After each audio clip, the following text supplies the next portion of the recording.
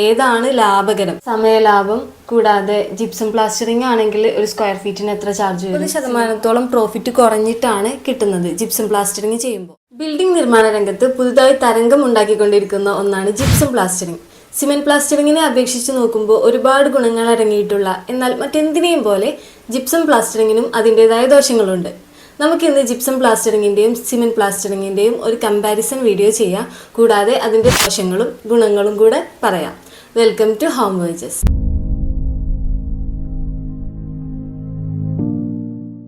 മുന്നേ പറഞ്ഞതുപോലെ തന്നെ ഏതൊരു പ്രൊഡക്റ്റ് ആണെങ്കിലും അതിൻ്റേതായിട്ടുള്ള പോസിറ്റീവ്സും നെഗറ്റീവ്സും ഉണ്ടല്ലേ.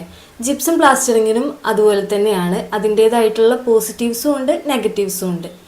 ഇന്ന് നമ്മൾ പറയാൻ പോകുന്നത് ജിപ്സം പ്ലാസ്റ്ററിങ്ങും സിമെന്റ് പ്ലാസ്റ്ററിങ്ങും തമ്മിലുള്ള ഒരു കമ്പാരിസണ്, അതുപോലെ ഏതാണ് ലാഭകരം, സമയലാഭം കൂടാതെ ജിപ്സം പ്ലാസ്റ്ററിംഗ് ആണെങ്കിൽ ഒരു സ്ക്വയർ ഫീറ്റിന് എത്ര ചാർജ് വരും, സിമെന്റ് പ്ലാസ്റ്ററിംഗ് ആണെങ്കിൽ ഒരു സ്ക്വയർ ഫീറ്റിന് എത്ര ചാർജ് വരും, അതുപോലെ ഏതൊക്കെ ഏരിയയിൽ നമുക്ക് ജിപ്സം പ്ലാസ്റ്ററിംഗ് അപ്ലൈ ചെയ്യാൻ പറ്റില്ല, ഇങ്ങനെയുള്ള കാര്യങ്ങളൊക്കെയാണ് ഡിസ്കസ് ചെയ്യാൻ പോകുന്നത്. ആദ്യം നമുക്ക് ജിപ്സം പ്ലാസ്റ്ററിങ്ങിൻ്റെ ഗുണങ്ങൾ നോക്കാം. ആദ്യത്തെ ഗുണമാണ് ക്യൂറിങ് ആവശ്യമില്ല. നമുക്ക് ജിപ്സം പ്ലാസ്റ്ററിങ്ങിന് ക്യൂറിങ്ങിൻ്റെ ആവശ്യമില്ല. ക്യൂറിങ് എന്ന് പറഞ്ഞാൽ നമ്മൾ സാധാരണ സിമെന്റ് പ്ലാസ്റ്ററിംഗ് ഒക്കെ ചെയ്ത് കഴിഞ്ഞാൽ വെള്ളം നനച്ചു കൊടുക്കും അല്ലേ. കുറച്ച് ദിവസം നമ്മൾ അതിന് സ്ട്രെങ്ത് കിട്ടാൻ വേണ്ടിയിട്ട് വെള്ളം നനച്ചു കൊടുക്കും. പക്ഷേ നമുക്ക് ജിപ്സം പ്ലാസ്റ്ററിങ്ങിൻ്റെ കേസിൽ നമുക്ക് വെള്ളം നനച്ചു കൊടുക്കേണ്ട ആവശ്യമില്ല. ഇത് ഡ്രൈ ആവും തോറും, ക്യൂറിങ് ചെയ്യാതെ തന്നെ ഡ്രൈ ആവും തോറും ഇതിന് സ്ട്രെങ്ത്തും കൂടും. കൂടാതെ ഒരു വൈറ്റ് കളറ് കൂടുതലായിട്ടായിരിക്കും വരുന്നത്. നമ്മൾ അപ്ലൈ ചെയ്യുന്ന സമയത്ത് ഈ ജിപ്സം പ്ലാസ്റ്ററിങ്ങിന് ഒരു ഓഫ് വൈറ്റ് കളറായിരിക്കും ഉണ്ടാവുക. പിന്നെ നമ്മൾ ഇത് ഡ്രൈ ആവും തോറും ഇതിൻ്റെ ഒരു വൈറ്റിഷ് കളർ ഇങ്ങനെ കൂടിയ വരിക ചെയ്യുക. അടുത്തതാണ് സ്മൂത്ത് ഫിനിഷ്. നമ്മൾ സിമെന്റ് പ്ലാസ്റ്ററിങ്ങിനെ അപേക്ഷിച്ച് നോക്കുമ്പോൾ ജിപ്സം പ്ലാസ്റ്ററിങ്ങിൻ്റെ സർഫസ് കുറച്ചുകൂടെ സ്മൂത്ത് ആയിരിക്കും. ഈ സിമെന്റ് പ്ലാസ്റ്ററിങ് ചെയ്തതിന് ശേഷം നമ്മൾ സാധാരണ വൈറ്റ് വാഷ് ചെയ്യാറുണ്ട്. കൂടാതെ അതിൻ്റെ പുറത്ത് നമ്മൾ പുട്ടിയിടാറുണ്ട്. ഈ ഒരു സ്റ്റേജിൽ കിട്ടുന്ന അത്രയും ഫിനിഷിങ് നമുക്ക് ജിപ്സം പ്ലാസ്റ്ററിങ്ങിൻ്റെ സ്റ്റേജിൽ തന്നെ നമുക്ക് കിട്ടുന്നതാണ്. അടുത്തത് സമയലാഭം. നമുക്കറിയാം സിമെന്റ് പ്ലാസ്റ്ററിങ്ങിന് നേരത്തെ പറഞ്ഞ പോലെ നമുക്ക് ക്യൂറിങ് ആവശ്യമാണ്. ജിപ്സം പ്ലാസ്റ്ററിങ്ങിന് ക്യൂറിങ്ങിൻ്റെ ആവശ്യമില്ല. അതുകൊണ്ട് തന്നെ നമുക്ക് ക്യൂറിങ്ങിൻ്റെ സമയം ലാഭകരമായിട്ട് കിട്ടും. കൂടാതെ പ്ലാസ്റ്ററിങ് ചെയ്യാൻ എടുക്കുന്ന സമയവും ജിപ്സം പ്ലാസ്റ്ററിങ്ങിൽ സിമെന്റ് പ്ലാസ്റ്ററിങ്ങിനെ അപേക്ഷിച്ച് നോക്കുമ്പോൾ കുറവാണ്. നമ്മൾ മുന്നേ പറഞ്ഞതുപോലെ അടുത്തതായിട്ട് നമ്മൾ പറയാൻ പോകുന്നത് കോസ്റ്റിനെ കുറിച്ചാണ്. അതായത് ജിപ്സം പ്ലാസ്റ്ററിങ്ങിന് കോസ്റ്റ് കുറവാണ് എന്നുള്ളത് നിങ്ങൾ കേട്ടിട്ടുണ്ടാവും. ഇത് എത്രത്തോളം സത്യമാണെന്നുള്ളത് നിങ്ങൾക്കറിയോ? കാരണം നമ്മൾ ജിപ്സം പ്ലാസ്റ്ററിങ് ചെയ്ത് കഴിയുമ്പോൾ ഒരു പുട്ടി ഇട്ട പോലുള്ള സർഫസാണ് നമുക്ക് കിട്ടുന്നത്. അതുകൊണ്ട് തന്നെ നമ്മൾ പുട്ടിയിടാൻ ഉദ്ദേശിക്കുന്നുണ്ടെങ്കിൽ നമുക്ക് 30% പ്രോഫിറ്റ് കുറഞ്ഞിട്ടാണ് കിട്ടുന്നത് ജിപ്സം പ്ലാസ്റ്ററിങ് ചെയ്യുമ്പോൾ. സിമെന്റ് പ്ലാസ്റ്ററിങ് ചെയ്യുമ്പോൾ നേരത്തെ പറഞ്ഞ പോലെ വൈറ്റ് വാഷ് ചെയ്യണം, പിന്നീട് പുട്ടിയിടണം. അപ്പോൾ ഇതിൻ്റെയൊക്കെ ലേബർ ചാർജും മെറ്റീരിയൽ ചാർജും ഒക്കെ വീണ്ടും കൂടുകയാണ് ചെയ്യുന്നത്. പക്ഷേ ജിപ്സം പ്ലാസ്റ്ററിങ്ങിൻ്റെ കേസിൽ പ്ലാസ്റ്ററിങ്ങിൻ്റെ സ്റ്റേജിൽ തന്നെ നമുക്ക് ആ ഒരു പുട്ടി ഇടുന്നത് വരെയുള്ള ആ ഒരു സ്റ്റേജ് വരെയുള്ള ആ ഒരു ഫിനിഷിങ് കിട്ടും. അതുകൊണ്ട് തന്നെ നമുക്കിതിൽ കോസ്റ്റ് ഒരു 30% പ്രോഫിറ്റാണ് വരുന്നത്. അതായത് നിങ്ങൾ സിമെന്റ് പ്ലാസ്റ്ററിങ് ചെയ്ത് പുട്ടിയിടാൻ ഉദ്ദേശിക്കുന്ന ഒരാളാണെങ്കിൽ നിങ്ങൾക്ക് ജിപ്സം പ്ലാസ്റ്ററിങ് ആണ് ഏറ്റവും നല്ലത്. അടുത്ത ജിപ്സം പ്ലാസ്റ്ററിങ്ങിൻ്റെ ഗുണം എന്ന് പറയുന്നത് ചൂട് കുറവായിരിക്കും ജിപ്സം പ്ലാസ്റ്ററിങ്ങിന്. അതായത് ഹ്യൂമിഡിറ്റി കുറവായിരിക്കും. നമ്മൾ ഒരു റൂമിൽ ജിപ്സം പ്ലാസ്റ്ററിങ് ആണ് ചെയ്യുന്നത് എങ്കിൽ അതിനുള്ളിലുള്ള ചൂട് നമുക്കൊരു പരിധി വരെ കുറക്കാനായിട്ട് പറ്റും. കാരണം ഈ ജിപ്സം എന്ന് പറയുന്നത് ഒരു ഹീറ്റ് റെസിസ്റ്റൻറ്റ് മെറ്റീരിയലാണ്. അതുകൊണ്ട് തന്നെ ഇത് ഹീറ്റ് അബ്സോർബ് ചെയ്യാനുള്ള കപ്പാസിറ്റി കുറവായിരിക്കും. ഇങ്ങനെ ജിപ്സം പ്ലാസ്റ്ററിങ് ചെയ്യുന്നതോടുകൂടി നമുക്ക് വീടിൻ്റെ ഉള്ളിൽ ഒരു പരിധി വരെ ചൂട് കുറക്കാനായിട്ട് സാധിക്കും. അതുപോലെ തന്നെ വീടിൻ്റെ അകത്ത് ഒരു കൂളിംഗ് എഫക്റ്റ് കൊണ്ടുവരാനായിട്ട് സാധിക്കും. ഇനി നമ്മൾ ജിപ്സം പ്ലാസ്റ്ററിങ്ങിൻ്റെ ദോഷങ്ങളാണ് പറയാൻ പോകുന്നത്. നമുക്ക് ജിപ്സം പ്ലാസ്റ്ററിങ് എക്സ്റ്റീരിയർ വാൾസിൽ സ്യൂട്ടബിൾ അല്ല. അതായത് പുറത്തുള്ള വാളുകളിൽ നമുക്ക് ജിപ്സം പ്ലാസ്റ്ററിങ് അപ്ലൈ ചെയ്യാനായിട്ട് സാധിക്കില്ല. കാരണം നമ്മളെ ഒരു വെതർ കണ്ടീഷൻ അനുസരിച്ച്, നമ്മളൊരു കാലാവസ്ഥ അനുസരിച്ച്, കേരളത്തിൻ്റെ കാലാവസ്ഥ അനുസരിച്ച് നോക്കുമ്പോൾ ഇടയ്ക്കിടയ്ക്ക് മഴ പെയ്യുന്നൊരു സാഹചര്യം ഉണ്ടല്ലേ. അപ്പോൾ ഇങ്ങനെ മഴ തുടർച്ചയായിട്ട് 6 മാസത്തോളമൊക്കെ മഴ പെയ്യുന്ന ഒരു സന്ദർഭത്തിൽ ഇതിൻ്റെ ജിപ്സം പ്ലാസ്റ്ററിങ്ങിൻ്റെ തേപ്പ് അടർന്നു പോരാനുള്ള സാധ്യതകളുണ്ട്. കണ്ടിന്യൂസ് ആയിട്ട് 4-5 വർഷത്തോളം ഇത് മഴ കൊണ്ട് നിൽക്കുമ്പോഴാണ് ഇങ്ങനെയുള്ള സാഹചര്യങ്ങളൊക്കെ വരുന്നത്. അതുകൊണ്ട് ഇതിൻ്റെ ഏറ്റവും വലിയ ദോഷം എന്ന് പറയുന്നത് നമുക്ക് എക്സ്റ്റീരിയർ വാൾസിന് ജിപ്സം പ്ലാസ്റ്ററിങ് സ്യൂട്ടബിൾ അല്ല. എന്നാൽ ചില കമ്പനികളൊക്കെ എക്സ്റ്റീരിയർ വാൾസിൽ ജിപ്സം പ്ലാസ്റ്ററിങ് ചെയ്തു കൊടുക്കാറുണ്ട്. ഇതിന് എത്രത്തോളം നിലനിൽപ്പുണ്ട് എന്നതിനെക്കുറിച്ചുള്ള ചർച്ചകളൊക്കെ ഇപ്പോഴും നടന്നുകൊണ്ടിരിക്കുകയാണ്.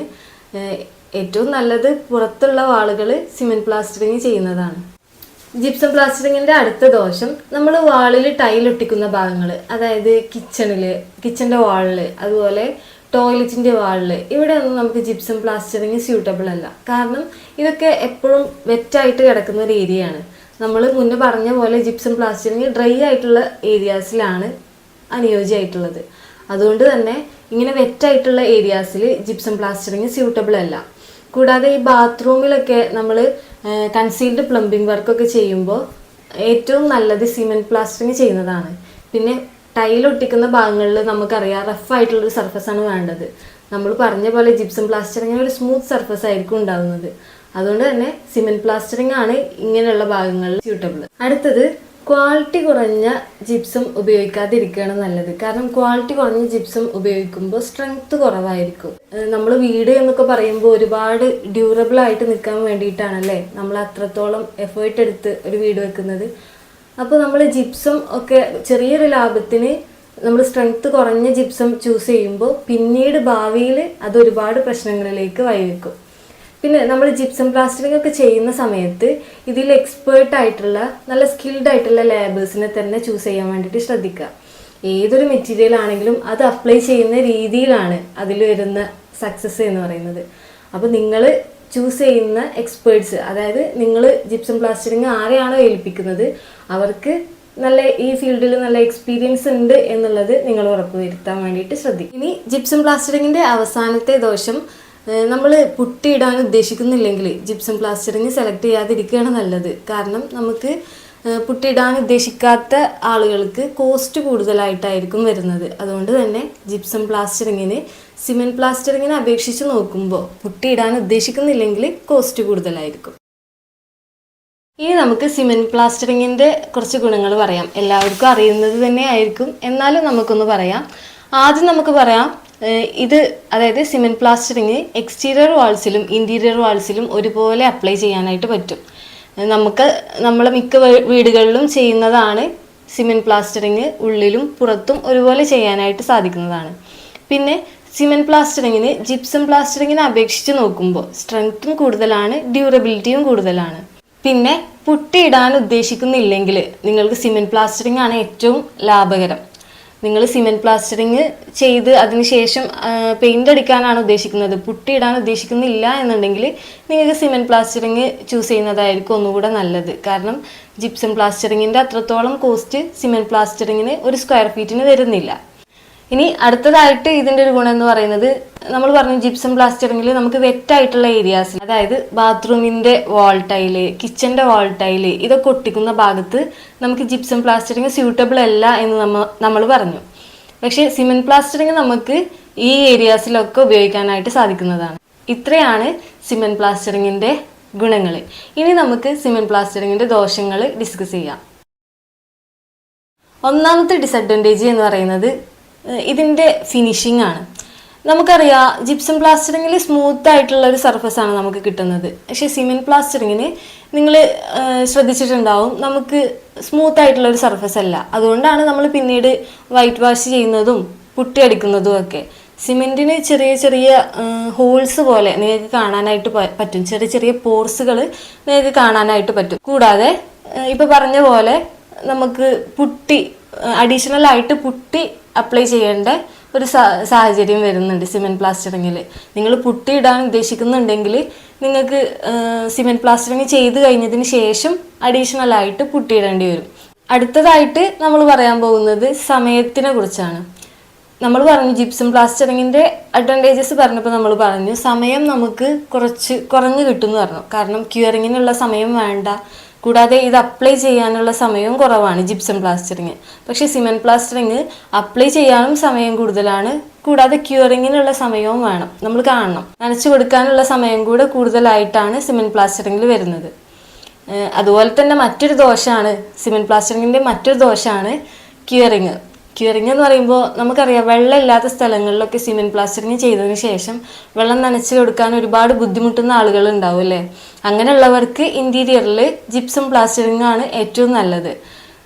കാരണം ഈ ക്യൂറിങ്ങിന് നമുക്ക് ഒരു സ്ക്വയർ ഫീറ്റിന് ഏകദേശം 10 മുതൽ 15 ലിറ്റർ വരെ വെള്ളം ചിലവാകുന്നുണ്ട്. ഇങ്ങനെ നമ്മൾ ഒരു 15 ദിവസമെങ്കിലും നനച്ചു കൊടുക്കുമ്പോൾ നമുക്ക് അത്യാവശ്യം വെള്ളം ചിലവാകുന്നുണ്ട് ക്യൂറിങ്ങിൻ്റെ കാര്യത്തിൽ സിമെൻറ്റ് പ്ലാസ്റ്ററിങ്ങിന്. അതുകൊണ്ട് തന്നെ നമുക്ക് വെള്ളമില്ല എന്നുണ്ടെങ്കിൽ ഏറ്റവും നല്ലത് ഇൻറ്റീരിയറിൽ ജിപ്സം പ്ലാസ്റ്ററിങ് ചെയ്തിട്ട് എക്സ്റ്റീരിയർ വാൾസിൽ സിമെൻറ്റ് പ്ലാസ്റ്ററിങ് ചെയ്യുന്നു. ഇനി നമുക്ക് കോസ്റ്റ് കമ്പാരിസൺ നോക്കാം. അതായത് ജിപ്സം പ്ലാസ്റ്ററിങ്ങും സിമെൻറ്റ് പ്ലാസ്റ്ററിങ്ങും തമ്മിലുള്ള ഒരു കോസ്റ്റ് കമ്പാരിസൺ. ഒരു സ്ക്വയർ ഫീറ്റിന് ജിപ്സം പ്ലാസ്റ്ററിങ് ആണെങ്കിൽ എത്രത്തോളം വരും, സിമെൻറ്റ് പ്ലാസ്റ്ററിങ് ആണെങ്കിൽ എത്രത്തോളം വരും, സിമെൻറ്റ് പ്ലാസ്റ്ററിങ്ങിൽ പുട്ടിയിടുകയാണെങ്കിൽ ഒരു സ്ക്വയർ ഫീറ്റിന് എത്രത്തോളം വരും, ജിപ്സം പ്ലാസ്റ്ററിങ് ആണെങ്കിൽ എത്രത്തോളം വരും, ഇങ്ങനെയുള്ള കാര്യങ്ങളൊക്കെയാണ് നമ്മൾ നോക്കുന്നത്. സിമെൻറ്റിൽ ഒരു സ്ക്വയർ ഫീറ്റിന് ഏകദേശം 30 മുതൽ 40 രൂപ വരെയാണ് വരുന്നത്. ഇനി നമ്മൾ ഇതിൻ്റെ മുകളിൽ പുട്ടിയിടുകയാണ് എന്നുണ്ടെങ്കിൽ 70 മുതൽ 80 രൂപ വരെയാണ് ഒരു സ്ക്വയർ ഫീറ്റിന് ചാർജ്. ഇനി നമ്മൾ ജിപ്സം പ്ലാസ്റ്ററിങ് നോക്കുന്ന സമയത്ത് അറൗണ്ട് 45 രൂപയാണ് ഒരു സ്ക്വയർ ഫീറ്റിന് വരുന്നത്. കൂടാതെ ഇതിൽ നമുക്കൊരു പുട്ടി ഫിനിഷ് കിട്ടുന്നതുകൊണ്ട് തന്നെ നമുക്ക് അഡീഷണൽ ആയിട്ട് പുട്ടിയിടേണ്ട ഒരു സാഹചര്യം വരുന്നില്ല. അപ്പോൾ ഇത്രയാണ് ജിപ്സം പ്ലാസ്റ്ററിങ്ങിനെ കുറിച്ചും സിമെൻറ്റ് പ്ലാസ്റ്ററിങ്ങിനെ കുറിച്ചും പറയാനുള്ളത്. നിങ്ങൾക്ക് പൂർണ്ണമായിട്ടും മനസ്സിലായി എന്ന് വിചാരിക്കുന്നു. കൂടാതെ നിങ്ങൾക്ക് എന്തെങ്കിലും അഭിപ്രായങ്ങളോ നിർദ്ദേശങ്ങളോ ഉണ്ടെങ്കിൽ കമൻറ്റിലൂടെ രേഖപ്പെടുത്തുക. Thanks for watching. This is Vidhan sir signing out.